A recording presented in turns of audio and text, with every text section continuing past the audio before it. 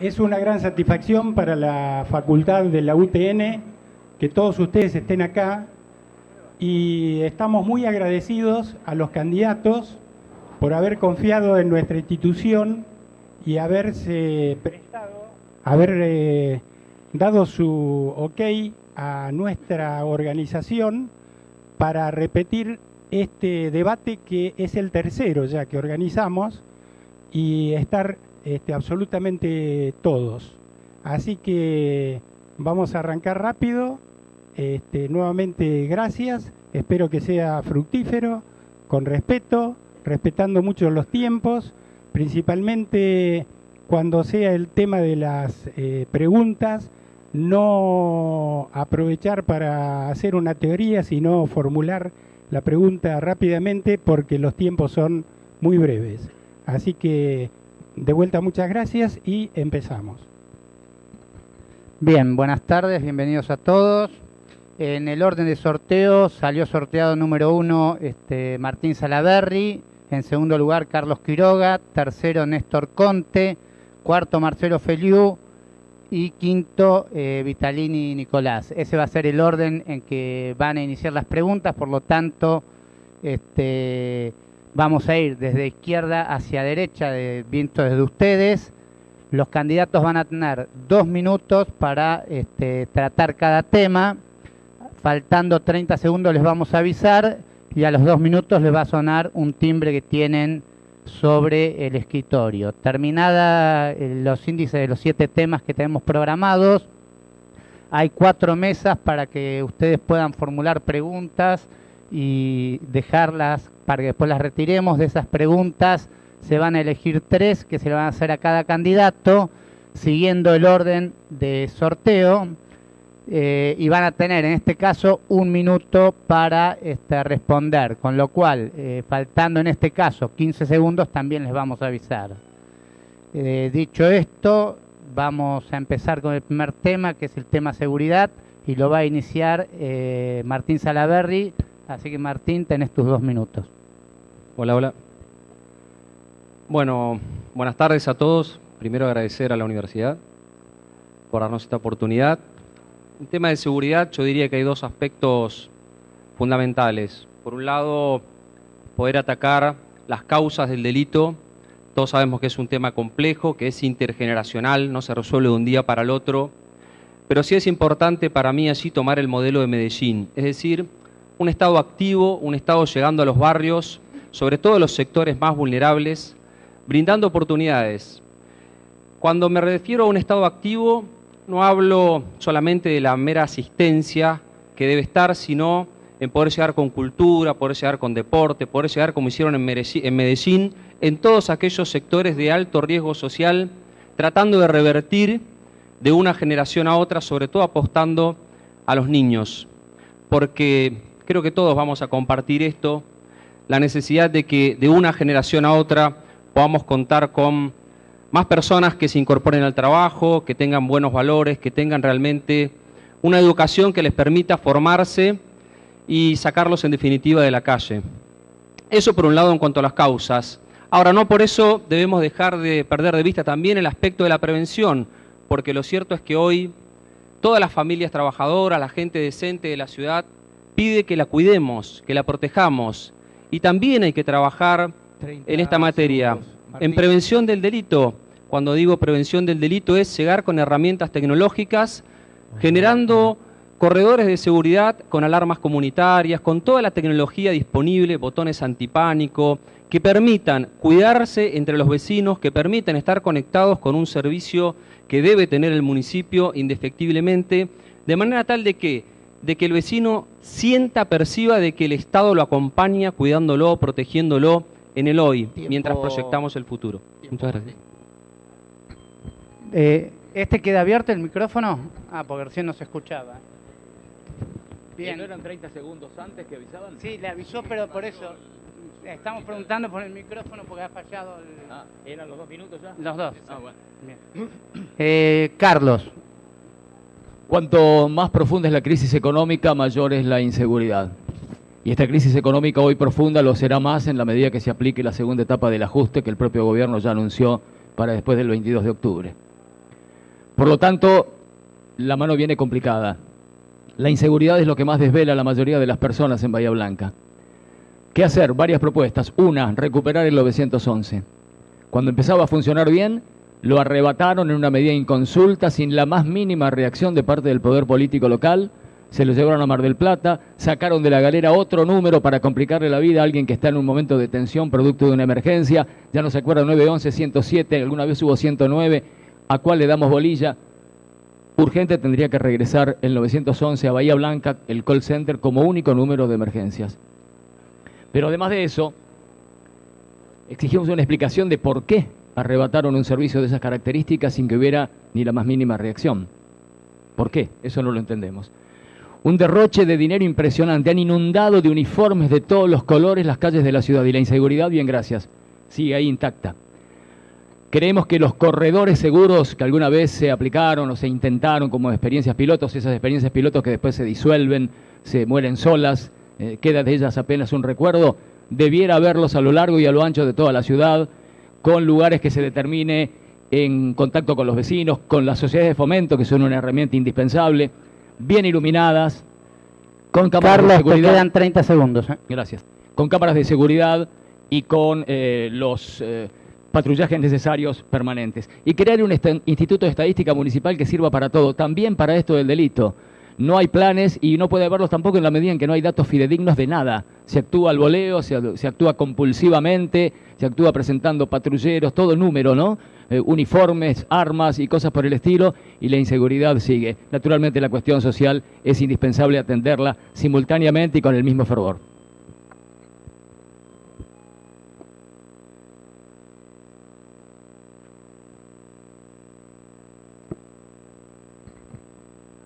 Bien, Néstor.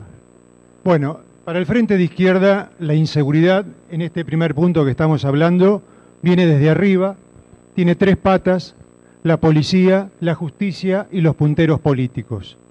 Esa es la base del delito. Y nosotros planteamos la apertura de los libros de las comisarías, el control de los organismos de derechos humanos y de las organizaciones sociales de la policía y la revocatoria de los jueces. Otro aspecto de la inseguridad. Acá muere gente en Bahía Blanca por la precariedad laboral. Es necesario las comisiones de seguridad e higiene bajo control de los trabajadores para que no sigan muriendo jóvenes precarizados por los accidentes de trabajo. Un aspecto más en la cuestión del Estado. 2 toneladas de cocaína. ¿Qué dijo el ingeniero a cargo del puerto? Que el puerto de Bahía Blanca es un coladero. No hay ningún tipo de control y esto sigue así. Una nueva responsabilidad del Estado.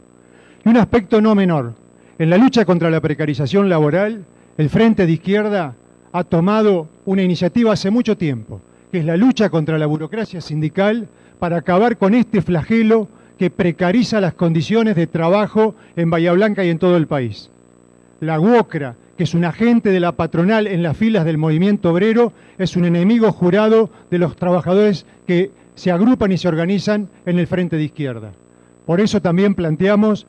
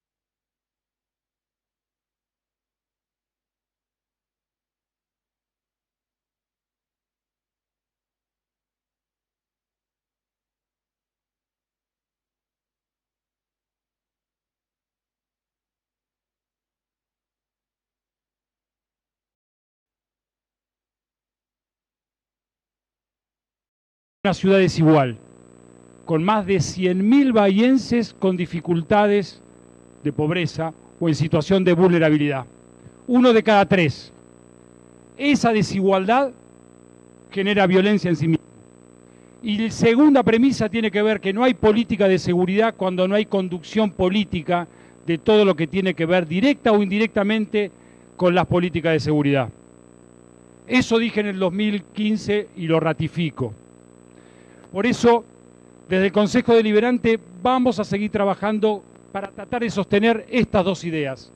Ayudar al intendente para que pueda conducir la política de seguridad y solo él, el legitimado, que puede coordinar fuerzas nacionales, provinciales y locales y la justicia 30 segundos, para Marcelo. tener el mejor plan de seguridad. Segundo, tener estadísticas oficiales, reales y unificadas, que se pueden hacer desde el Consejo Deliberante, y una mesa permanente de seguridad que involucre a los directamente involucrados para que con las estadísticas certeras, oficiales y unificadas podamos diseñar políticas de mediano, largo plazo, pudiendo evaluar las metas que se han propuesto en el momento anterior. Muchas gracias. Bien, Nicolás. Buenas tardes. La seguridad es quizás uno de los problemas que más nos preocupa a todos y como tal la reconocemos, no la negamos, no decimos que es una sensación. Yo me pregunto a esta altura por ahí cómo estaríamos con un gobernador como Aníbal Fernández, que era quien suscribían algunos de quienes hoy me acompañan en la mesa. Hemos decidido dar una batalla sin precedentes, que nunca antes se animó a dar, contra el narcotráfico y contra el crimen organizado.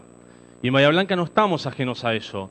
Cuando asumió el intendente tomó la decisión política de crear una Secretaría de Seguridad por la trascendencia que tiene este tema para todos los bahienses.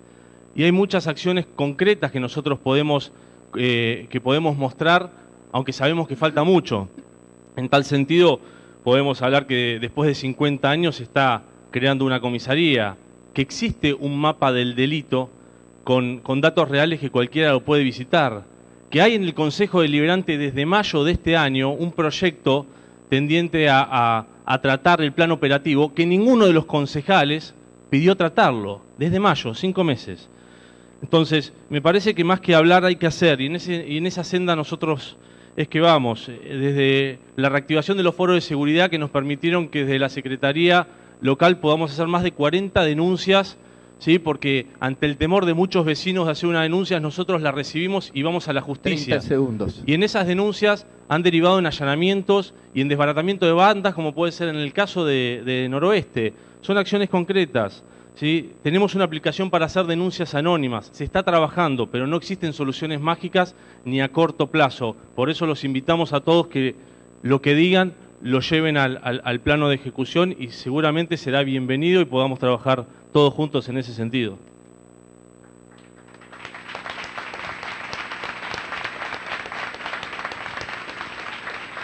Bien, vamos a dar inicio al segundo tema, que es tránsito y transporte, y lo va a iniciar Carlos Quiroga.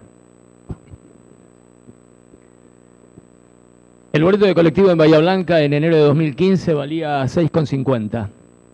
Cuando llegó Cambiemos lo llevó a 8,80 y a 2,55 después.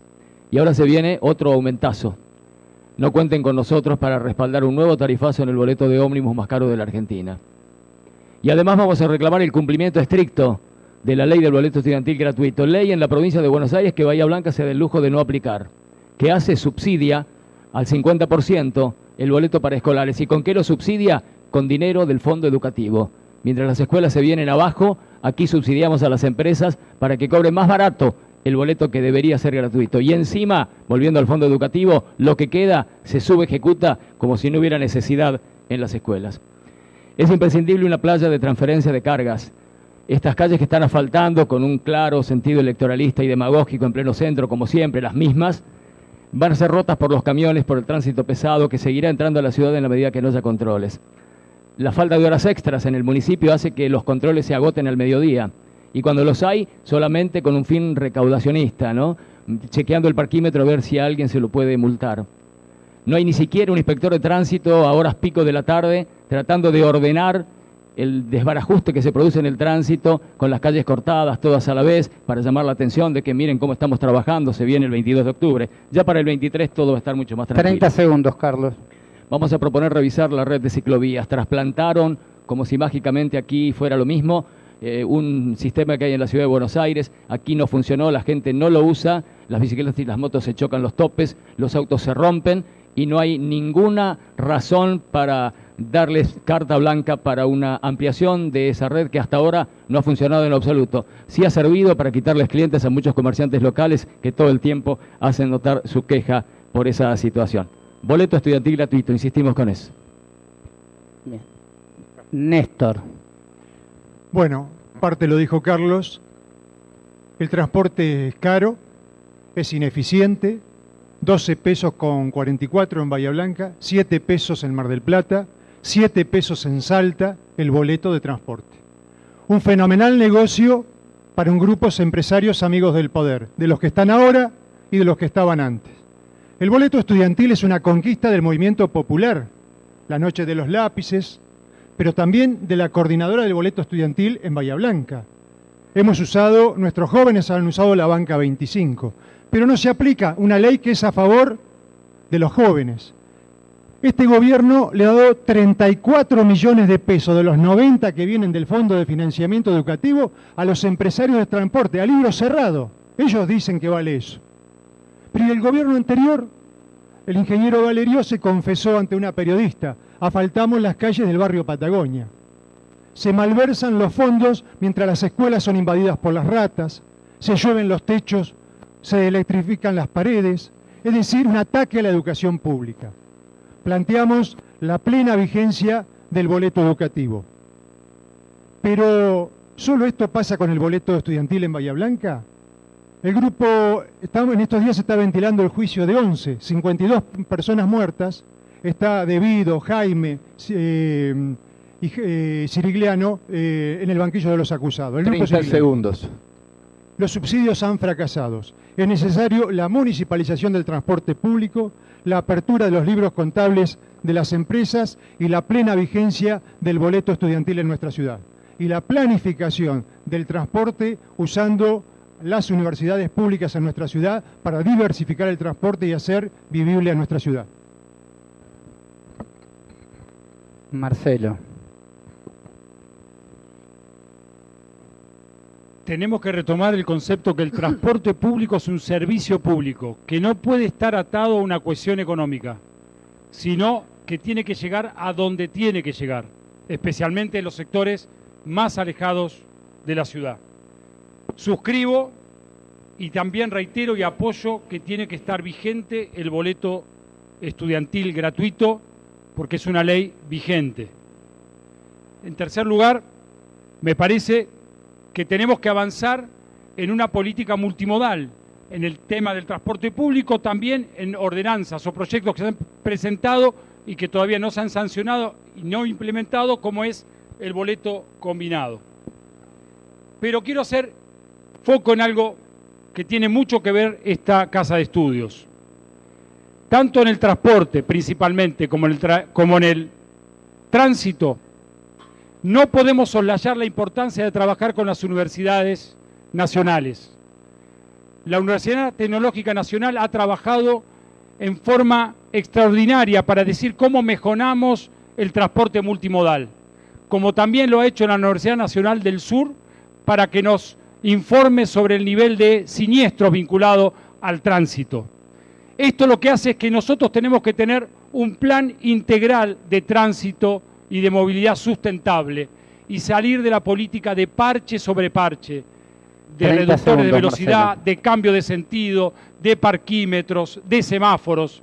Las ciudades que han resuelto su problema de tránsito y transporte público son aquellas que han diseñado un programa de corto, mediano y largo plazo ampliamente participativo, con sustento científico y con una gran participación de la sociedad para poder llevarlo adelante. Bien, Nicolás.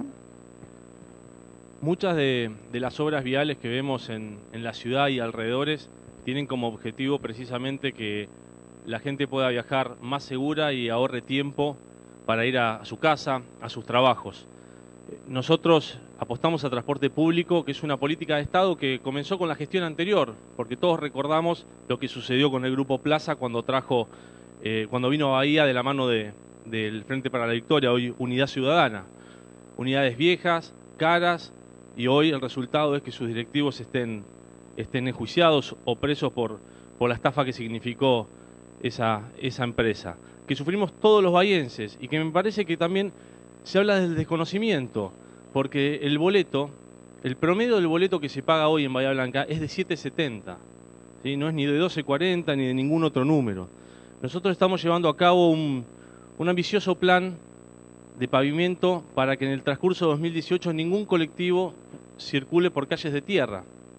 Esto tiene que ver precisamente con esta política de que queremos que más gente se suba al transporte público, como viene sucediendo a lo largo de los últimos años. De hecho, el año 2016 hubo un incremento de alrededor del 4% y este año va a cerrar en el 5%, teniendo una cantidad aproximada de 30 millones de boletos anuales. Esto significa que hay una curva ascendente, que más gente se viene subiendo. Y acá escuché críticas a un plan de ciclovías y que se ha trasladado a Bahía Blanca. 30 segundos. Les quiero decir que ese plan de ciclovías no fue de una gestión, que fue votado por el Consejo Deliberante por unanimidad y que intervinieron esta casa de la Universidad Nacional del Sur para elaborarlo.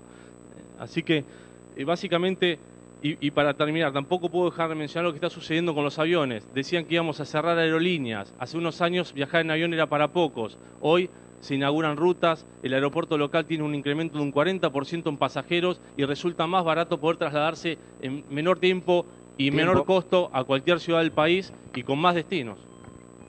Bien. Martín.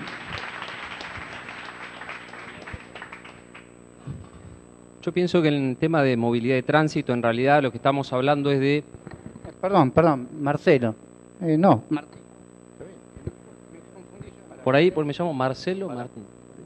¿Listo? Bueno. El tema de tránsito, la clave es que estamos hablando de movilidad. ¿Cómo vamos a trasladar a los bienes y a las personas de Bahía Blanca de acá al futuro?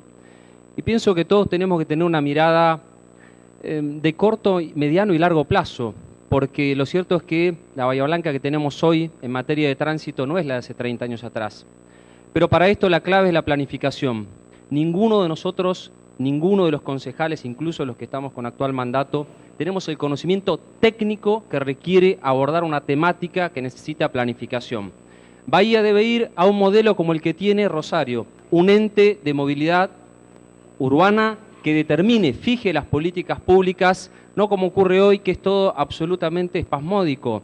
Habrán visto lo que se denominó el programa de movilidad, que tuvo que ver con el estacionamiento en la ciudad, llevando los parquímetros cada vez más a los barrios. Es decir, decisiones que se toman desde la improvisación y no desde el conocimiento y desde el pensamiento estratégico a mediano y largo plazo. Para eso, la necesidad de que Bahía tenga un ente de movilidad urbano, así como tiene Rosario, y que no sea la SAPEN, que es una empresa de transporte público, y esa es su función, la que tenga injerencia en estos temas. En el tema de, y pensemos además otra cosa, cuando digo mediano y largo plazo es, Bahía Blanca tiene que ir pensando, pero no desde nosotros, que algunos somos abogados, no tenemos el expertise para esto, tenemos que pensar en otros medios de traslado. ¿Por qué no en algún momento un tranvía? ¿Por qué no colectivo de doble fuelle? Y el tema de transporte, la clave es, no puede haber ciudadanos de segunda. El Estado, el gobierno municipal, tiene que exigir a las empresas que se cumplan con los recorridos vigentes, porque en muchos barrios, los días de lluvia o cualquier otro día donde la calle no está en condiciones, el colectivo no pasa y dejan a pie a los trabajadores, a los laburantes que no tienen otra forma de trasladarse. Por eso ahí la decisión política del Ejecutivo de controlar y que no sea el empresario o el gremio el que maneje el transporte público es la clave. Bien, el tema 3, que es obras, servicios públicos, lo va a iniciar Néstor Conte. Néstor. Bueno, nosotros desde la izquierda somos muy críticos a cómo se maneja el presupuesto municipal. Más críticos aún somos cómo se maneja la obra pública, el carácter de clase que tiene la obra pública. ¿Qué obra pública hay en Bahía Blanca? Se están realizando los caminos de ingreso al puerto para sacar los productos del campo, los minerales. ¿Qué obra pública hay para el pueblo? Cero vivienda popular en el presupuesto municipal. Las chapas que se entregaron en Villa Caracol corresponden a un plan nacional. ¿Qué plan de vivienda popular se está en ejecución? Ninguno. 13.000 necesidades habitacionales tiene la ciudad. Es un censo que se hizo hace muchos años en la Universidad del Sur. Hay más de 20.000 casas ociosas en la ciudad, según el censo del año 2010. Pero no hay ninguna política activa pública para ver cómo solucionamos este problema. Se necesitan en la ciudad 7 jardines, una sala maternal por barrio, 6 escuelas. Y todo esto no está contemplado en el presupuesto municipal, no está contemplado en ninguna política que precisamente satisfaga las necesidades que son las demandas populares. Con respecto a las energías renovables, que son un argumento que menea el gobierno, tienen una normativa específica para facilitar la importación de equipos. No se fabrica absolutamente nada acá y ocurre lo mismo con la maquinaria agrícola, que se importa en partes o totalmente. Es decir, que no hay ningún tipo de desarrollo ni de satisfacción en cuanto a la obra pública y el desarrollo industrial que está planteado en nuestro país. Marcelo. La obra pública es uno de los déficits estructurales que tiene Bahía Blanca. Y la obra pública de infraestructura social básica, cordón cuneta, luminarias, pavimento, infraestructura vinculada al esparcimiento barrial, parques, plazas. Y eso no se puede resolver solo con el 10% del presupuesto. Tenemos que resolver este problema que arrastra Bahía Blanca desde hace muchos años. Y para eso la propuesta concreta es que acordemos un plan de prioridades de obra pública, un plan acordado de prioridades de obra pública con 2 fines claramente establecidos: infraestructura social y lograr mejor transporte público. Una vez que tenemos ese plan de prioridades, busquemos el financiamiento, herramientas concretas. Primero, ver lo que podemos hacer para economizar en partidas no esenciales para poder engrosar ese 10%. Segundo, recupero de deuda, como lo ha hecho la Nación y lo ha hecho la provincia. Y tercero, que es lo que tenemos que proponer y tenemos que acordar, mecanismos audaces de financiamiento que comiencen a resolver ese déficit estructural, como lo han hecho ciudades similares a Bahía Blanca, como Río Cuarto, como lo ha hecho Bahía Blanca, y también la posibilidad de que nos permitamos estudiar cómo hacemos para que el capital privado, el ahorro privado en las instituciones públicas y privadas bancarias pueda invertirse en este déficit estructural de obra pública. Esas son las propuestas concretas que tenemos que motorizar para de una vez por todas Bahía Blanca comenzar a revertir uno de sus déficits estructurales como es la obra pública.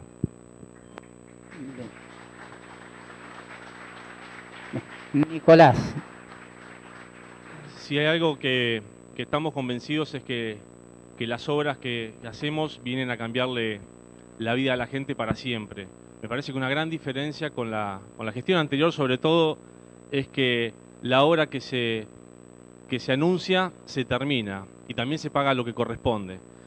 Me parece que hoy en Bahía Blanca estamos viendo cómo tenemos alrededor de 250 obras entre las finalizadas y las que están en ejecución.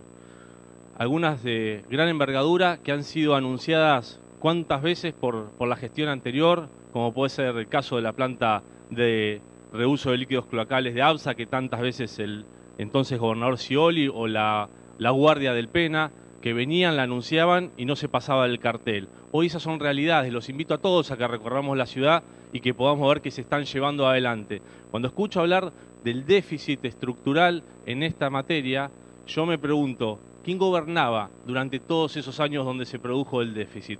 Me parece que tenemos que dejar de mentirle a la gente y hablarle con la verdad. Hay déficit de hace 20 años, pero hace 28 años que la provincia de Buenos Aires la gobiernan los mismos. Me parece que hoy estamos en una situación totalmente distinta y se ve en la calle. No es un relato, no es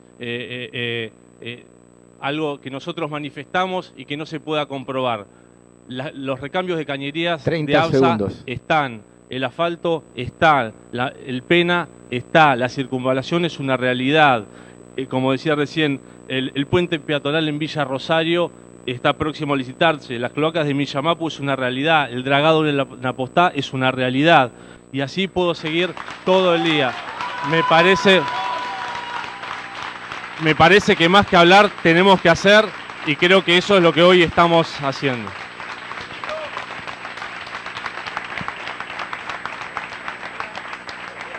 Bien, Martín.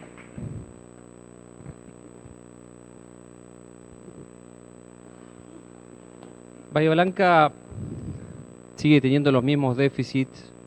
Tenemos, aunque tiene niveles importantes de acceso a las cloacas, un 85%, también acceso importante al agua potable, un 90%, pero aún tenemos ese 15%. Cuando uno habla de porcentajes, eso no se ve el rostro humano de eso. Tenemos 30.000 familias que no tienen cloacas todavía en nuestra ciudad.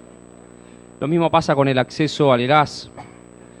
Y ni qué les cuento con el acceso al pavimento. En Bahía, en el año 2010, cuando gobernaba Christian Breitestein, intentó impulsar un plan de contribución solidaria porque en aquella época había 3.500 cuadras de tierra y hoy Bahía tiene 7.200.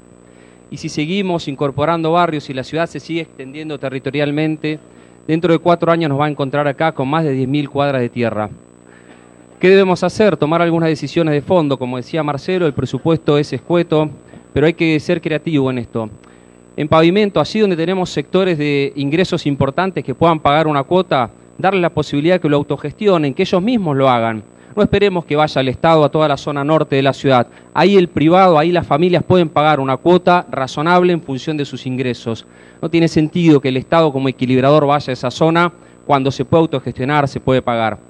Por otra parte, además, el Estado no pondría un peso, se generaría más trabajo, más obra pública y más movimiento económico y comercial en la ciudad. 30 segundos, Martín. Y por otra parte, para ir a los barrios más humildes, Villa Rosario Sur hace 15 años que espera por el pavimento, por ejemplo. Llegar con pavimento social, si seguimos contratando únicamente como alternativa a empresas privadas, no hay plata que alcance. Bajar el costo de pavimento implica cooperativas de trabajo e implica una fábrica de adoquines. Es algo que se puede hacer, que nosotros apoyaríamos fervientemente. Me parece que lograríamos con eso empezar a reducir un déficit estructural, al menos que dentro de 4 años no tengamos 4.000 más de tierra, sino poder tener las mismas que tenemos hoy y buscar herramientas financieras que permitan financiarnos y hacer más. Yo creo que no es una cuestión de recursos, de falta de recursos. De hecho, hay un endeudamiento multimillonario a 100 años que nos va a insumir como pago de intereses el 13% del presupuesto nacional 2018. Es una mirada clasista sobre la obra pública, como todo lo que hace este gobierno para ricos. Es el gobierno del ajuste, cuya segunda etapa ya fue anunciada por el propio gobierno. Es el gobierno que desde que asumió aumentó el gas y la luz en un promedio del 1000% y los salarios crecieron 60% en ese lapso. Por eso la obra pública y esta especie de paraíso bahiense que se ha pintado acá en esta mesa, a 20 cuadras del centro, 15 o 12, es otra la realidad. Y pueden preguntarle a cualquier vecino que difícilmente hubiera aplaudido algunas exposiciones que aquí se hicieron. La gente está con las calles destruidas, la gente está con los desagües cloacales en la puerta de su casa, sino dentro de la misma. La gente está con la imposibilidad de que llegue la ambulancia o el remis porque no pueden ingresar y si ingresan no salen. Hemos visto gente que tiene que cargar en brazos a una persona con discapacidad de 80 o 90 kilos de peso para trasladarla a la esquina hasta la ambulancia. Eso pasa acá, en esta ciudad que tiene 100.000 personas entre pobres y semipobres, que dista bastante de lo que se pretende con el relato oficial mostrar hoy. El cordón cuneta, el pavimento articulado son cuestiones no demasiado costosas que en convenio con los vecinos se puede avanzar y mucho. Nunca habremos de saldar esa deuda de las 7.000 cuadras de tierra que mencionaban también aquí. Hay que mejorar las veredas, hay que mejorar el arbolado urbano, hay que mejorar el alumbrado público. En algunos lugares es bueno y en otros directamente no existe. La queja, cuando se quema una luminaria, tardan 3 meses en reemplazarla. Hay barrios que están en la oscuridad más absoluta y en el olvido más tremendo. Se han quejado, han reclamado, han ido a la municipalidad, nunca han tenido ninguna respuesta. Tampoco tienen recolección de residuos, le han pedido un contenedor al municipio, no se los han llevado. ¿Y qué hacen? Queman la basura, contaminan el ambiente y se pelean con el vecino porque le llenan la casa de humo. Así viven miles y miles de bahienses en el día de hoy, ahora mismo, en este momento. Bien, el tema 4 es empleo, educación y producción y lo inicializa Marcelo Feliú.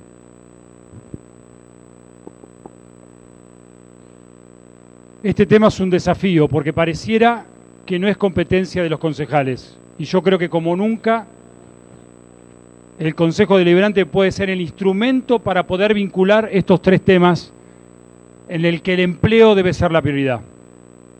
Creo que es ser parte del acuerdo al que tienen que llegar todos los sectores públicos y privados de Bahía Blanca. Dijimos que Bahía Blanca es profundamente desigual. 100.000 bahienses en una situación de vulnerabilidad. Hay procesos de anuncios que esperemos se cumplan, públicos y privados, muchos de ellos ya en camino. Bahía Blanca tiene una oferta académica inédita. Por lo tanto, nuevamente debemos utilizar, como lo hacen las ciudades que han comenzado a resolver su problema de empleo. Bahía Blanca tiene que saber cuál es su matriz productiva. Tiene que saber hacia dónde va esa matriz productiva progresivamente, hacia dónde vamos. Una vez que tenemos eso, tenemos que saber a dónde vamos a orientar la oferta académica en relación a esa matriz productiva.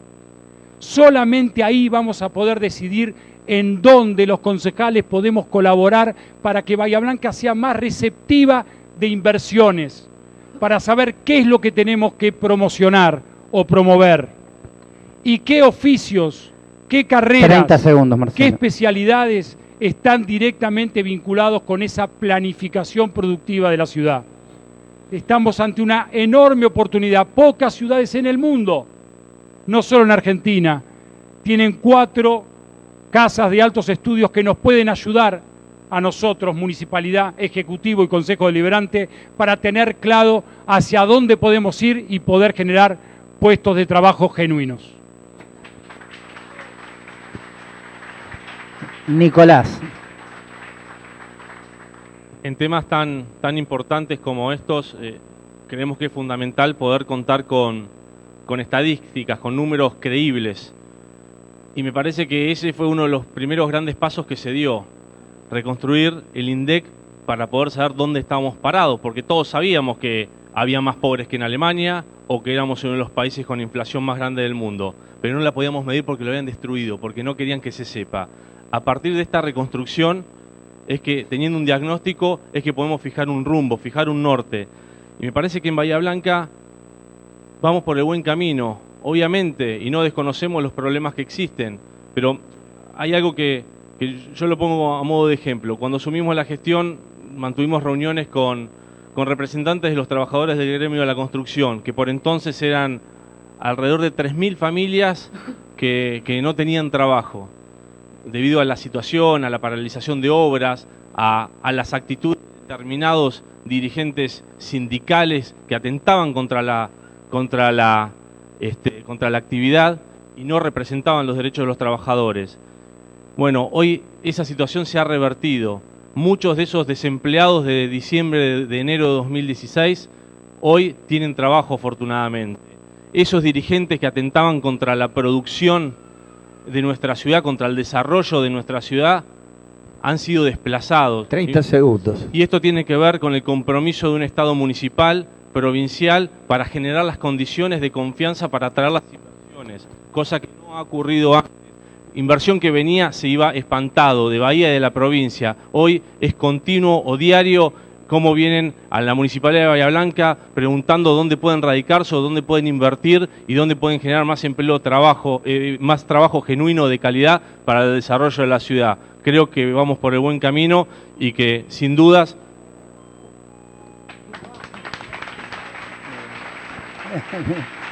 Bien, Martín.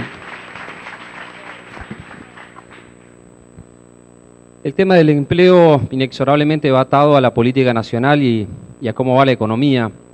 Desde lo local yo creo que lo que debemos hacer es apoyar más a la pyme, que es el motor de nuestra economía.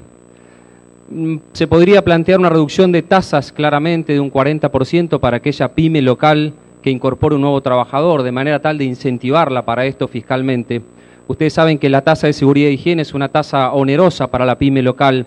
Eso no financiaría en nada al municipio porque las 20 grandes empresas aportantes son las que ingresan el 80% de la recaudación municipal. Eso por un lado, pero después tener claro cuál es la matriz social. Nosotros tenemos en la Argentina, en Bahía, 6 de cada 10 jóvenes que no terminan el secundario. Y ese es un grave problema. Tenemos 4 Bahía Blancas, 4 Argentinas en una misma socialmente. Jóvenes que pueden llegar a trabajar en el INVAP, pero muchos otros que apenas si pueden llegar simplemente a una economía informal de pico y pala. Y ahí tiene que estar el Estado, porque el Estado debe integrar a todos. Debemos generar más obra pública de pico y pala para llegar a los sectores informales. Bahía no es una ciudad tan industrial como muchos pensamos. Solo 5.500 personas trabajan en el polo petroquímico de manera directa e indirecta y en buena hora, pero 45.000 bahienses trabajan en el comercio, 17.000 en la construcción y fíjense este dato, 12.000 en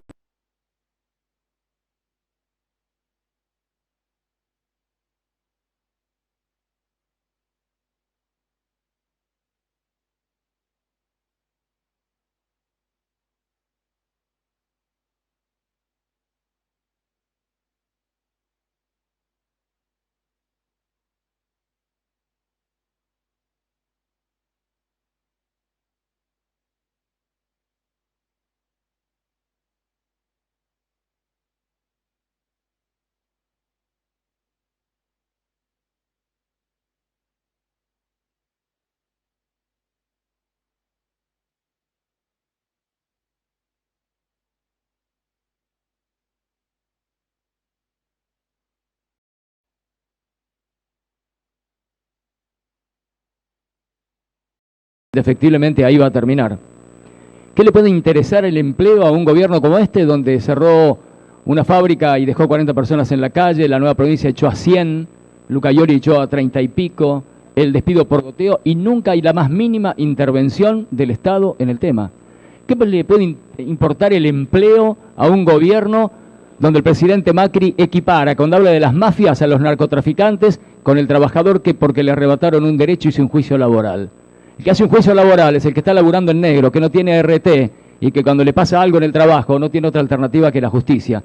Para este presidente es un mafioso, equiparable a un narcotraficante. ¿Qué les puede importar el empleo? Les importa el empleo de baja calidad, la flexibilización laboral, que nadie reclame a partir de un dirigente sindical bandido sobre el que la justicia deberá determinar, se montan para subestimar todo lo que tenga que ver con la agrupación gremial, con la agremiación de la gente en defensa de sus derechos de manera colectiva. Eso es lo que buscan, trabajo barato, la gente se autoflexibiliza por el miedo de perder el empleo, hoy los patrones tienen todas las de ganar, echan barato y con la flexibilización uno va a tener que ir aportando mensualmente una cuota para su futura indemnización por despido. Les va a salir efectivamente gratis. Comparto lo de las escuelas de oficios, comparto lo del desempleo juvenil que es pavoroso, 20% en las mujeres de hasta 30 años, 15% en los varones de la misma franja etaria. Es hora de que la municipalidad obligue a las empresas adjudicatarias de las grandes empresas de las grandes obras que han prometido que un generoso porcentaje de los planteles sean contratados en Bahía Blanca, que hay mano de obra por demás calificada y disponible para eso. Y al volver con los parques industriales CIAPYME, el parque logístico y el parque agroalimentario que podrían dar una buena mano en materia de creación de empleo. Tiempo, Carlos.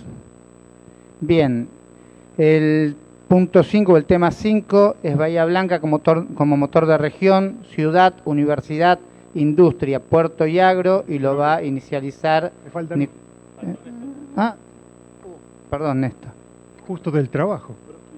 Sí, te estás al Partido Obrero no dejas hablar de trabajo. ¿Viste? No. Claro. Miren, ¿qué dijo Macri? Hay que bajar los costos laborales. ¿Cuál es el salario promedio en nuestro país? 15.000 pesos. La canasta familiar, 27.000 pesos. ¿Y pretende este gobierno bajar los costos laborales? Sí. Ya hay un acuerdo establecido entre Macri y los gordos de la CGT. Por eso dicen que Cristina Kirchner dice que no va a apoyar la ley, si no va a haber ley. Se van a bajar los costos laborales como producto de la precarización laboral, como ya se firmó en el convenio de petroleros, de lecheros, y como ya se está estableciendo con Gerardo Martínez, el capo de la mafia número 1 de la UOCRA, porque entregan al Pata Medina, entregan a Montero, pero Macri se va a Europa con Gerardo Martínez. Es una reforma laboral que pretende hacer retroceder históricamente las conquistas de los convenios colectivos del movimiento obrero argentino. En este momento, ahora, hoy 12 de octubre a las 6 de la tarde, en el Ministerio de Trabajo en Buenos Aires está habiendo una movilización de los sindicatos de izquierda y de los sindicatos combativos, planteando precisamente el rechazo a la reforma laboral que está en curso. Viene de la mano con una reforma al sistema educativo, y esto significó la toma de 30 escuelas en las escuelas secundarias en la capital federal, porque plantea que a partir del segundo semestre del quinto año los pibes tienen que ir a hacer pasantías en forma gratuita a las 30 empresas. segundos. Entonces hay que luchar contra esto, que significa un retroceso histórico para los trabajadores. Planteamos el sueldo equivalente al costo de la canasta familiar de 27.000 pesos, el 82% móvil para los jubilados. Creo que con estos elementos ponemos de manifiesto que el Frente de Izquierda es el que defiende el salario y defiende las condiciones de vida de las masas trabajadoras. Bien, gracias, Néstor. Ahora sí, el punto 5, que es Bahía Blanca como motor de región, ciudad, universidad, industria, puerto y agro, lo inicializa Nicolás Vitalini. Durante años escuchamos el potencial que tenía Bahía Blanca, pero no pasaba de ese relato. De hecho, si un lugar ha sido castigado por la gestión de la expresidenta y la pasividad del gobernador Scioli, es Bahía Blanca, quien días antes de dejar el mandato directamente sacó un decreto en detrimento del puerto local. O sea, sacó un decreto directamente en contra de la productividad y la generación de empleo en Bahía Blanca en la región. Afortunadamente esto se ha revertido.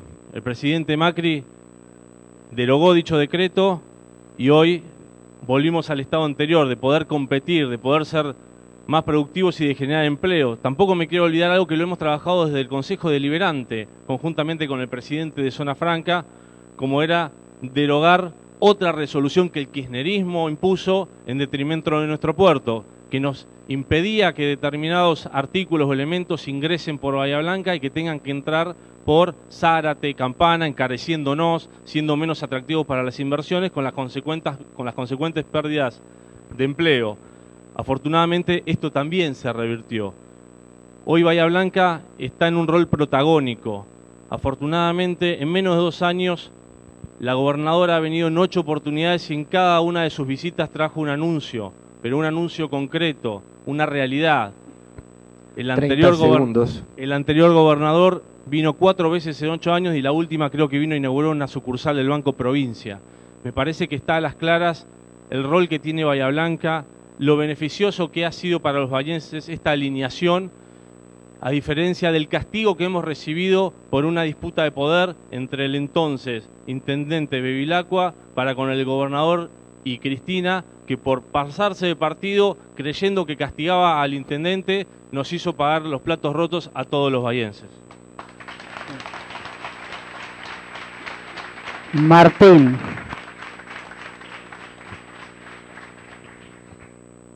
Bahía Blanca históricamente ha estado de espaldas a la región y debe darse un nuevo proceso.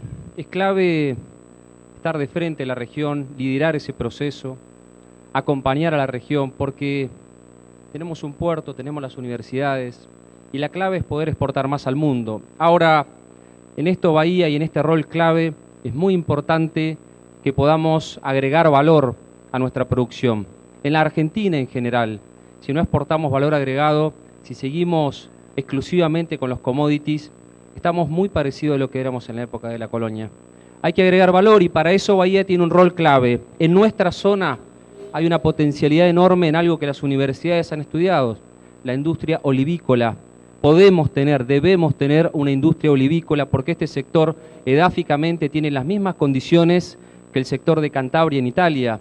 Ahora, Bahía debe liderar esto, debe apoyar a Dorrego, a toda la zona de influencia. ¿Para qué? Para que se generen créditos, para que el productor pequeño y mediano pueda acceder a diversificarse y volver a recuperar algo que es clave. Fíjense una cosa, en la Argentina, el país de la carne, el país de la hacienda, nosotros en Bahía Blanca prácticamente no tenemos frigoríficos. Lo que otrora en la década del 80 movilizó incluso pueblos enteros como Ingeniero White, como General Serri, a través de la CAP, lo hemos perdido. Segundos. Solo 2 frigoríficos en la ciudad. Para eso apuntar mucho más a generar valor en el campo, a poder tener más stock ganadero, apoyando al productor, no solo al del partido de Bahía Blanca, sino también en ese rol de liderazgo, generando fuentes de financiamiento, intercediendo ante la gobernadora y también ante Nación para que nuestra región se convierta en un polo no solo petroquímico, sino en un polo productivo en general, de acuerdo a las ventajas competitivas que tenemos. Bien, Carlos. El Partido del Ajuste siempre hablando del pasado y de un futuro idílico que imaginan, para no hablar del presente, pavoroso para millones y millones de argentinos. Bahía Blanca hace 50 años que se habla del destino de grandeza, ¿no? Que hay que cruzar un umbral que nunca alcanzamos a trasponer. Pero no pasa por ahí la historia pasa por qué significa el desarrollo, quién lo va a liderar, quién lo va a definir, las grandes empresas, las grandes corporaciones en función de sus intereses o el Estado para un desarrollo con inclusión. En este gobierno no cabe ninguna duda que van a ser las grandes empresas en función de sus propios intereses. Y ahí van todos al pie, los dirigentes y los partidos del establishment, cuando viene el CEO de moda a preparar el terreno para lograr consenso social, para instalar una planta 5 veces más grande que todo lo que hay con la deseconomía en materia ambiental y en otros órdenes que eso va a generar. Pero ellos marcan el paso, ellos son los que marcan el compás, ellos ponen la música, hacen la partitura, le ponen la letra a la canción. Y los estados como este agachan la cabeza y ahí van, detrás de ese destino de grandeza para pocos, de esa acumulación de riqueza en las manos más poderosas, sin importarles un pito lo que le pasa al resto, que quedan al margen del festín, que quedan totalmente afuera. Esos CEOs que ahora se preguntan cómo no hacemos más por combatir la pobreza, si son los generadores. Nosotros creemos que hay que dejar de estar desde el Estado haciendo lo que las grandes empresas pretenden y empezar a pensar en un desarrollo con inclusión. Carlos. Eso no será posible en este proyecto. El nuestro es antagónico, Unidad Ciudadana, piensa en el trabajo argentino, piensa en la producción nacional. Como decía Martín, acá vamos a volver a 1910. Falta el estado de sitio nomás, que había en esa época, pero estamos cerca, visto los últimos acontecimientos. Gracias. Bien, Néstor. Bueno, ¿qué ciudad vemos nosotros? ¿La que ve Vitalini? ¿La prosperidad de las empresas del polo petroquímico? ¿O la realidad de que 1/3 de los bahienses tiene las necesidades insatisfechas? Que el 7% está en la indigencia, que los barrios están sumidos en una situación de precariedad absoluta. Nosotros constatamos esta situación. El cierre de los comercios, que ya se nombró antes, de empresas. Hoy preguntaban cómo se viven los barrios precarizados en un debate que tuvimos en una escuela a la mañana. ¿Cómo vive un trabajador de Cedrías Dalí, de Burgos, que ha sido despedido? ¿Cómo vive un trabajador docente con un cargo simple que tiene un salario de 10.000 pesos? Esa es la realidad de los trabajadores del Hospital Pena, que vienen parando sistemáticamente con la SICOP, reclamando mejores salarios y mejores condiciones de trabajo.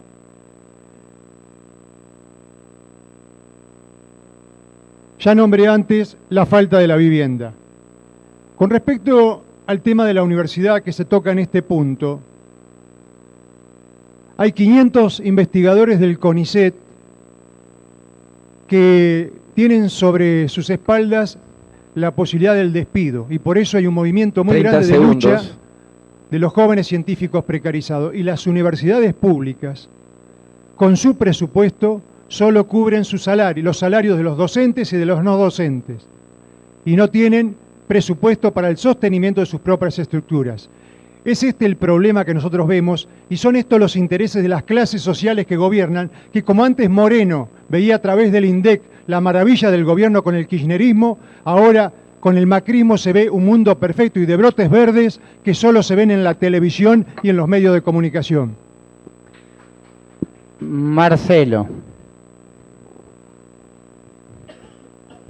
Siguiendo con la consigna de qué es lo que podemos hacer como concejales, en este tema debemos pensar a Bahía Blanca como la responsable de conducir el desarrollo regional. El mundo productivo, el que genera empleo, el que tanto necesitamos, no tiene fronteras políticas, no tiene límites. El límite es la frontera productiva. En el mundo se habla de las regiones económicamente viables. Nuestra propia Constitución propicia eso. Bahía tiene la obligación de encabezar ese desarrollo armonioso de la región económicamente viable. De nada le sirve a Bahía Blanca si se desarrolla, si no pasa lo mismo con la región que está directamente vinculado con su matriz productiva.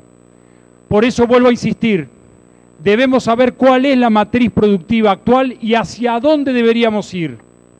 Una vez que tenemos ese estudio científico, la decisión política de utilizar herramientas políticas y jurídicas para avanzar con esa integración. Políticas vinculadas a la conducción política de foro de intendentes, corredores productivos, consejos deliberantes regionales y las herramientas jurídicas tendientes a concretar una agenda común que permita tener incentivos comunes a esa región económicamente viable, como por ejemplo tasas comunes vinculadas al transporte y la logística, que seguramente tendrá que ver con el futuro de Bahía Blanca. Bahía Blanca tiene una ley directamente vinculada con la región, la ley del sudoeste, la ley de control medioambiental local y las leyes tributarias por desfavorabilidad. Por lo tanto, ante esa situación extraordinaria hay legislación específica. Tenemos que tener el poder y el caudal político para también generar y potenciar esa matriz productiva regional de la que Bahía Blanca tiene que conducir. Gracias. Bien, vamos a dar inicio. Sí. Vamos a dar inicio al tema 6, que es cultura y deporte, y lo va a encabezar Martín Salaverry. El tema del deporte no lo podemos dejar de asociar inexorablemente a la inclusión social, por lo menos desde mi mirada. Es real, en Bahía Blanca debe dolernos, tenemos más de 100.000 personas por debajo de la línea de pobreza, pero yo creo que lo más doloroso es la cantidad de niños que viven en los sectores más vulnerables, que no pueden acceder a un club de barrio. Ustedes saben, cuando nosotros éramos chicos, jugabas en cualquier club de barrio, venía aquel niño que tenía un mayor ingreso económico, sus padres, con otros que venían de sectores más humildes, y todos jugaban en un mismo lugar, en un mismo club. Hoy saben que no es así. Hoy para jugar en Bellavista, para jugar en Tiro Federal, para jugar en Villamitre, en La Armonía, los que otroras eran clubes sociales y deportivos, hay que pagar una cuota. Y ahí no acceden nuestros hijos, pero ahí no acceden los chicos de los sectores más vulnerables. Entonces el rol del Estado es fundamental, porque la brecha de desigualdad es muy grande. Cuando digo el rol del Estado es fundamental, hoy cuando uno recorre los sectores periféricos de Bahía, hay más que presencia del Estado, lo que hay es red de ciudadanos, sobre todo papás y mamás, que generan esto que les menciono, ONG o simplemente redes que no tienen siquiera la formalidad porque no cuentan con los recursos para hacerlo. Me refiero a pequeñas escuelitas de fútbol. ¿Cuántas hay en los sectores periféricos de Bahía?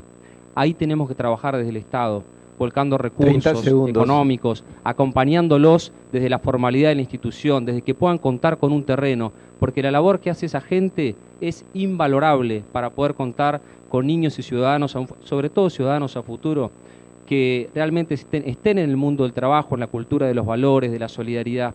Y creo que el Estado y absolutamente todos estamos en deuda con ellos. Muchas veces vemos que le damos plata, se le da plata a Olimpo. Yo digo, Olimpo es Bahía Blanca, es cierto, pero apostemos mucho más a la niñez de los sectores más marginales. Gracias.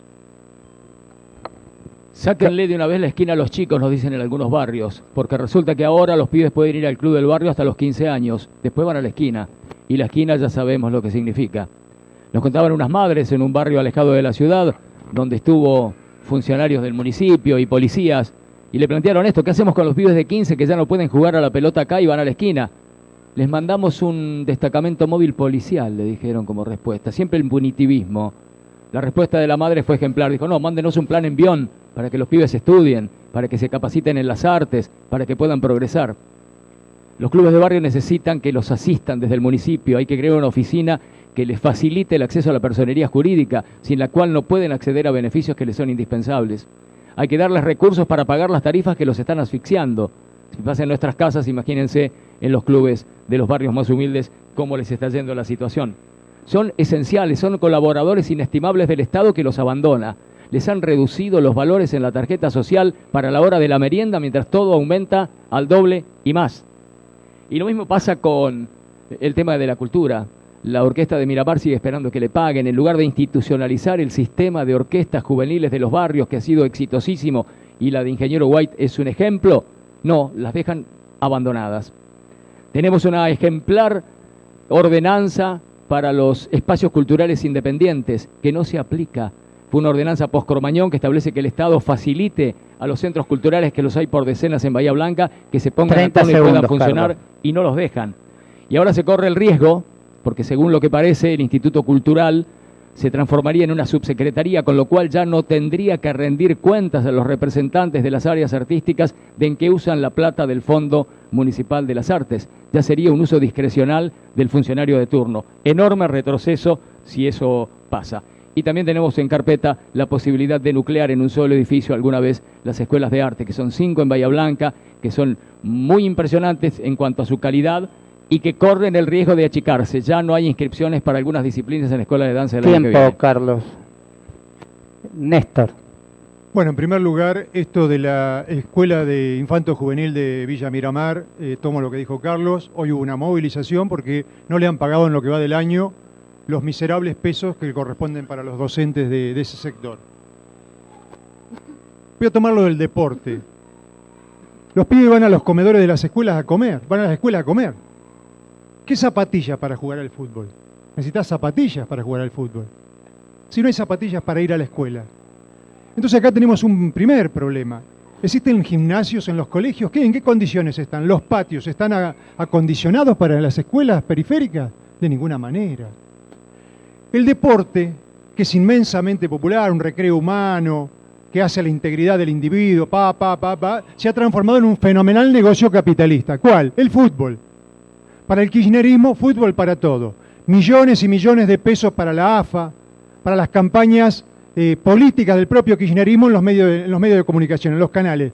Sobre esa base preparó el terreno para la privatización de la televisión. 2 millones de abonados. Y hay que agregarle a los tarifazos que se vienen después de las elecciones, de la luz, del gas, del naftazo, el tarifazo que se viene en el cable, porque hay 2 millones de televidentes, de abonados en nuestro país, que para noviembre van a pagar 300 pesos más por cable.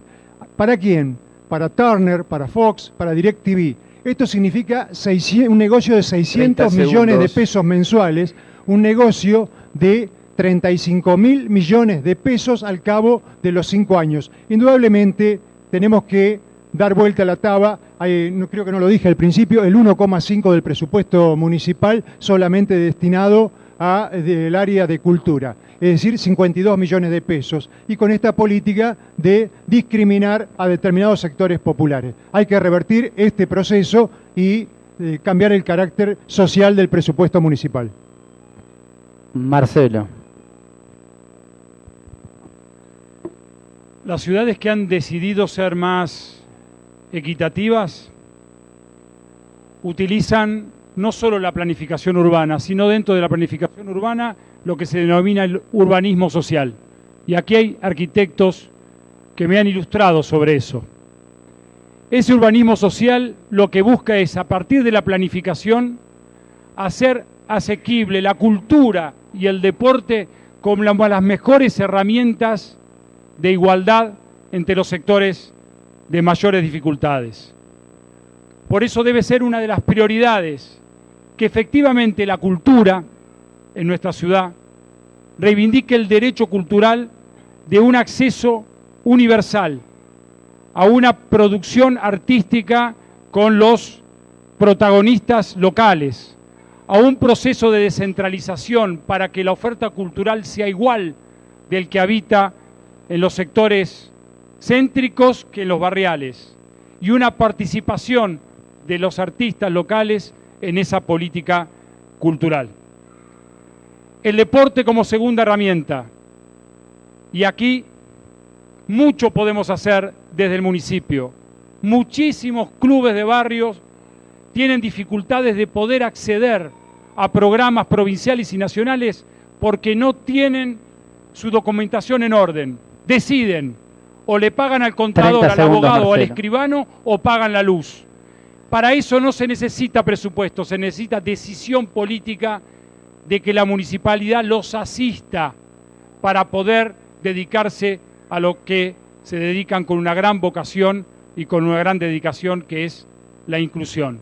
A eso le ponemos que poner prioridad a lo que tiene que ver la cultura con acceso universal y la asistencia a las ONG en general y en particular a los clubes de barrio.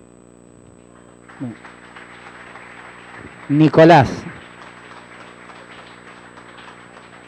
Voy a citar, digamos, un ejemplo que nos tocó vivir desde el Consejo Deliberante cuando asumí, que era la preocupación de todos aquellos que acudían al Instituto 86, el Instituto de Educación Física, que en definitiva se trata de formadores de los chicos en la cultura del deporte.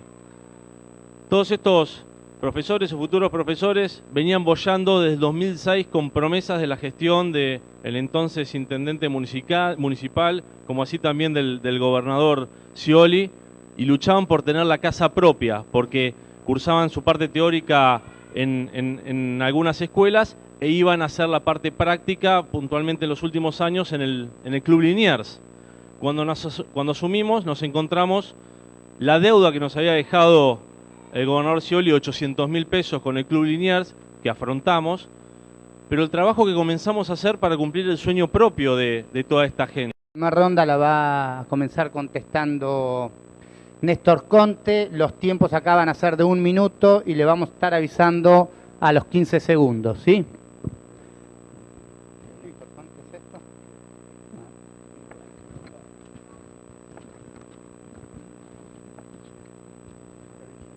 Néstor, la pregunta es, ¿qué proyecto piensa articular desde el Consejo con la Universidad Tecnológica Nacional? Parte lo planteamos acá. Hay que desenvolver un plan de desarrollo urbano que la ciudad no tiene. El tema del transporte es crucial. Ha habido aportes, pero esto sigue con un gran problema. En el punto de transporte lo planteamos. Y esto significa entonces que hay que articular con la Universidad del Sur, con la UTN, aquello que hace precisamente a un desarrollo de tipo urbano. Lo que planteaba Martín, el tema de la tierra, eso tiene que ver con la especulación inmobiliaria. Entonces, al no haber una planificación urbana, se transforma la vivienda, el transporte, el medio ambiente, en un factor de anarquía. 15 segundos. Porque las empresas no lo hacen con un criterio de equidad o de filantropía, sino precisamente para maximizar sus ganancias. Entonces vemos edificios como Cronos, que paga una plusvalía pero destruye el barrio, los del barrio Hospital o barrio Universitario, que estamos en una situación similar. Bien, seguimos con Marcelo Feliú. La pregunta es, ¿cómo ve la situación social? Creo que ha sido el eje de todas las respuestas. Y en esto tenemos que ser responsables para mirar para adelante, y por eso creo que uno de los grandes acuerdos que tenemos que propiciar en el Consejo Deliberante para comenzar a resolver los problemas estructurales es que veamos la foto completa. La foto de la ciudad que puede recibir inversiones, que puede pensar en una matriz productiva positiva, pero también una ciudad que tiene 100.000 bahienses en una situación de vulnerabilidad y pronto a ingresar, según los índices oficiales municipales, 30.000 personas más. 15 segundos. Ese acuerdo es fundamental para que podamos comenzar a resolver ese problema estructural de la desigualdad. Y quien tiene que conducir ese acuerdo es la política. Y el Consejo Deliberante debe ser un instrumento esencial para ese acuerdo, para que el sector público y privado vea la ciudad completa, principalmente los sectores más desfavorecidos. Bien, Nicolás, ¿cuál debería ser el rol de Bahía Blanca en el suroeste bonaerense? Obras prioritarias para usted. Sin dudas es el rol de llevar adelante, digamos, los reclamos de una región muy particular, pero que tiene muchos problemas en común. Es cierto que Bahía durante mucho tiempo quizás le ha dado la espalda a la región. De hecho, veíamos cómo el intendente de Bahía Blanca anterior no se hablaba con el intendente de Coronel Rosales.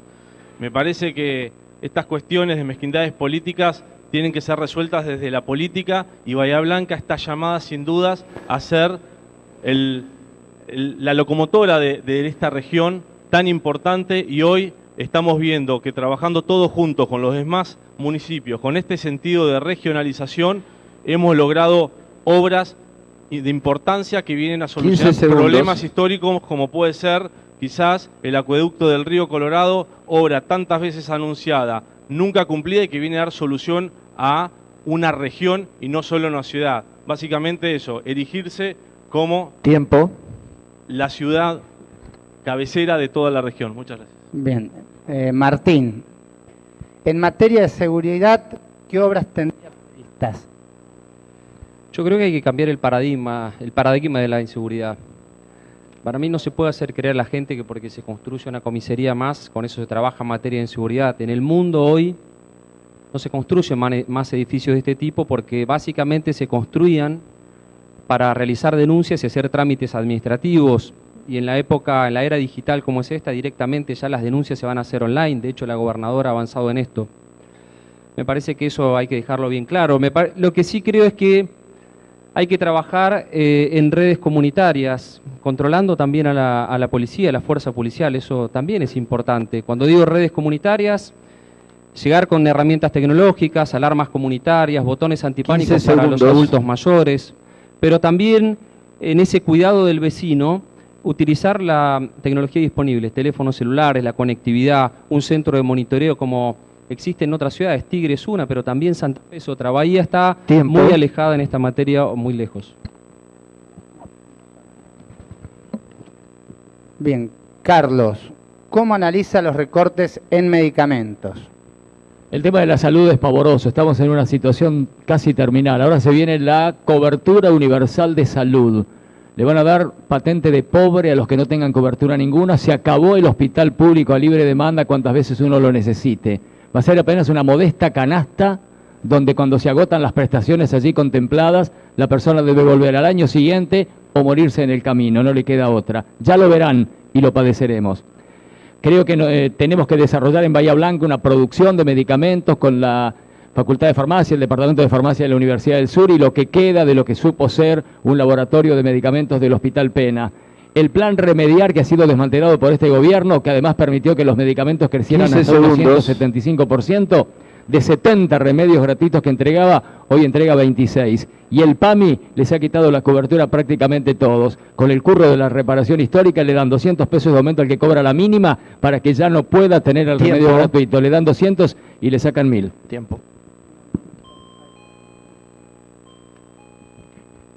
Bien, vamos a dar inicio a la segunda ronda de preguntas que la va a encabezar Marcelo Feliu. La pregunta es, ¿cuál es su posición sobre las posibilidades de recorridos nuevos? En transporte, obviamente, ¿no? Bueno, por supuesto, como dije en el momento que tratamos ese tema, el transporte público debe ser reivindicado como un servicio, ¿sí? Por lo tanto, no puede estar atado a ninguna ecuación económica, sino que tiene que llegar a donde tiene que llegar. Y a eso me parece que lo que tenemos que lograr es una mayor conectividad, que tiene que ver, obviamente, con modificar recorridos donde los tengamos que modificar, avanzar con el boleto combinado que no se ha concretado en la actualidad, y además, obviamente, con la infraestructura vial acorde a que el transporte público llegue a donde tiene que llegar, y vuelvo a insistir, y no donde la ecuación económica nos ordena.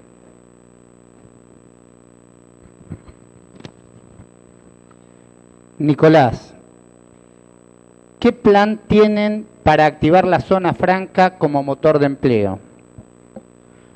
Un plan que en este momento se está ejecutando. De hecho, nos estamos preparando para recibir antes de fin de año los primeros molinos eólicos, algo que va a ser histórico en nuestra ciudad.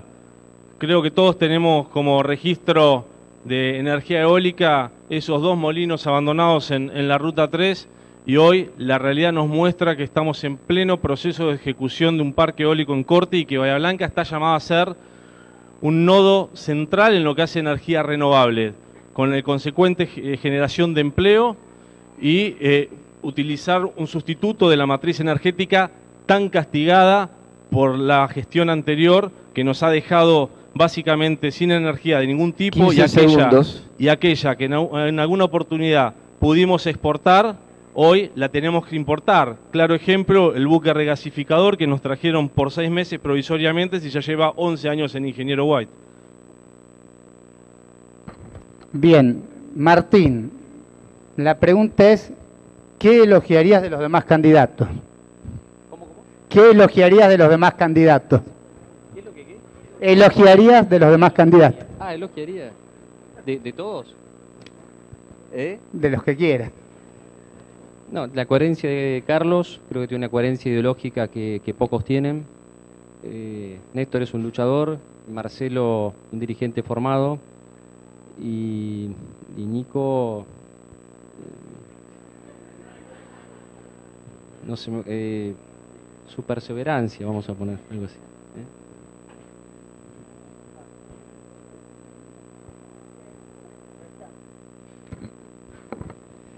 Carlos, ¿qué origen político tiene usted y qué opina de la presidenta y el ex gobernador?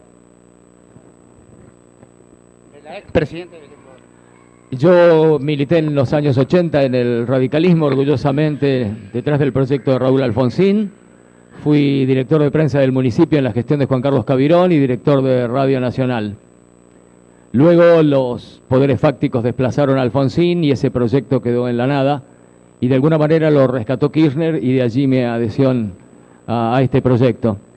Cristina es la líder de este espacio, es la líder del proyecto nacional y popular, es la única en condiciones de ponerle un freno al ajuste, es una dirigente que ha obtenido 3,5 millones de votos en la provincia de Buenos Aires, cuando la daban por muerta, sepultada y desaparecida. Sin embargo, Cristina está vivita y coleando con millones de gente en la provincia de Buenos Aires respaldando su proyecto.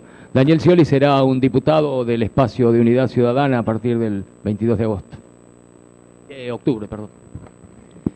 Bien, Néstor. La pregunta es, ¿qué va a hacer usted en el Consejo por la Violencia hacia la Mujer? Algo concreto, por favor. Bueno, en primer lugar, el Consejo Local de la Mujer no tiene presupuesto. Se acaba de inaugurar el refugio en Villarrosa para 4 mujeres. El problema es el siguiente. ¿Eso soluciona el problema de la violencia de género? ¿Hay una política de Estado para abordar el problema de la violencia de género? Se necesita subsidios, contención, pero fundamentalmente en la violencia de género lo que pone de manifiesto es un cuadro de destrucción del tejido social, donde la responsabilidad del Estado es absoluta, porque no hay políticas de prevención, no hay políticas de sostenimiento. Entonces, esto es lo que está de manifiesto. 15 segundos. Lo planteé en el punto anterior. Esto lo había planteado el jefe de ginecología del Hospital Pena de Bahía Blanca. El tema de la muerte de las jóvenes que se plantean por los embarazos infanto-juveniles. Y este gobierno rechaza la legalización del aborto, punto en el cual nosotros estamos fervorosamente ligados a las organizaciones de mujeres. Néstor. Bien, la última ronda de preguntas la va a encabezar Nicolás Vitalini. La pregunta es, todos sabemos que la educación no es prioridad, ¿qué se hace con el presupuesto del fondo educativo? No sé, sería ¿qué se hace con el presupuesto del fondo educativo?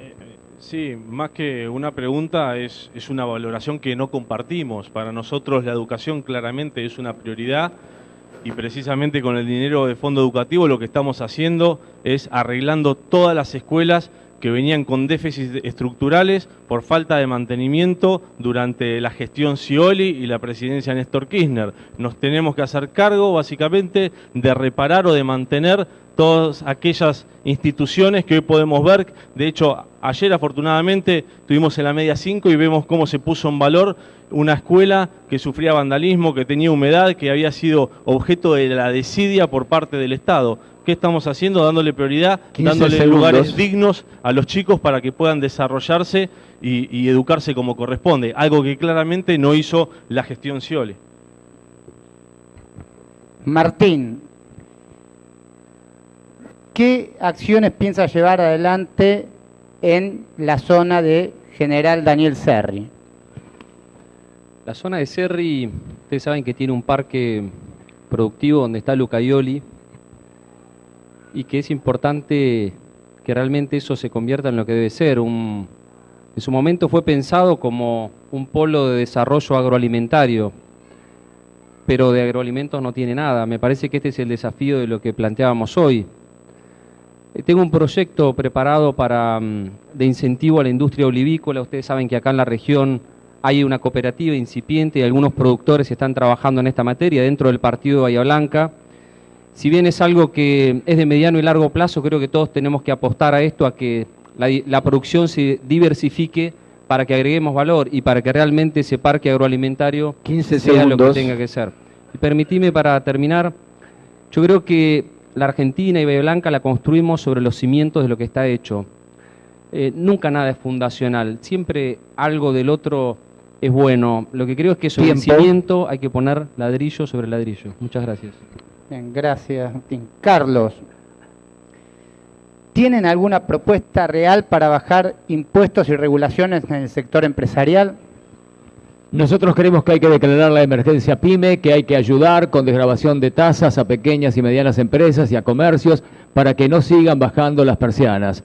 Todo el tiempo la demanda que no remonta está haciendo que un local quede libre en el centro y cada local que baja sus persianas, que cierra sus puertas, es un problema social que se agrega y el municipio tiene responsabilidad. No hay financiamiento. Si con la timba de las LEVAC al 27% que paga el Estado, ¿qué crédito barato van a conseguir pequeños y medianos empresarios y comerciantes para seguir con lo suyo? El municipio tiene que aportar, habrá que redireccionar partidas, habrá que rediscutir la fortuna que tiene de presupuesto el municipio para los que más lo necesitan en un momento como este, que son los que no comen todos los días y aquellos que no saben si mañana van a poder reabrir las puertas de su industria pequeña o mediana o de su comercio. Néstor, ¿piensa que se mejoró el régimen de asistencia a personas con bajos recursos? La generalización de la pobreza ha significado que este gobierno tenga que tener más planes sociales. Y hay un grupo de organizaciones sociales que han sido cooptadas por el gobierno, que son las que responden a Bergoglio. La lucha por el trabajo, por las condiciones de vida, plantean que esta miseria de asistencia social, por una política incluso del Banco Mundial, deja a una parte importante de la población en un nivel de supervivencia elemental. Luchamos por el trabajo efectivo, por un salario. ¿Cómo puede alimentar una familia a alguien que cobra 2.000, 3.000 pesos, 4.000 pesos? 15 segundos. Cuando el costo de la canasta familiar está en 27.000 pesos. Estos son los indigentes que el Estado dice que asiste y que además, como dijo Carlos, vamos a un proceso de destrucción de la salud pública que van a encontrar un techo en el hospital público para ser asistidos. Bien, gracias. Marcelo, ¿cuál es su posición sobre la posibilidad de nuevos recorridos en el transporte? Ya fue. La misma, fue igual que la anterior. Pienso lo mismo. Por supuesto, el transporte público tiene que tener la movilidad y el crecimiento de la población, por lo tanto es esencialmente modificable. Bueno, listo. Bien, con esto damos por terminada la ronda de preguntas. Como para finalizar, primero quiero agradecer a la gente de la Secretaría de Extensión Universitaria, que fue la que se puso a cargo de la iniciativa, en las personas de Roberto Berna y Mauro Echeverri. También les queremos agradecer a los 4 candidatos,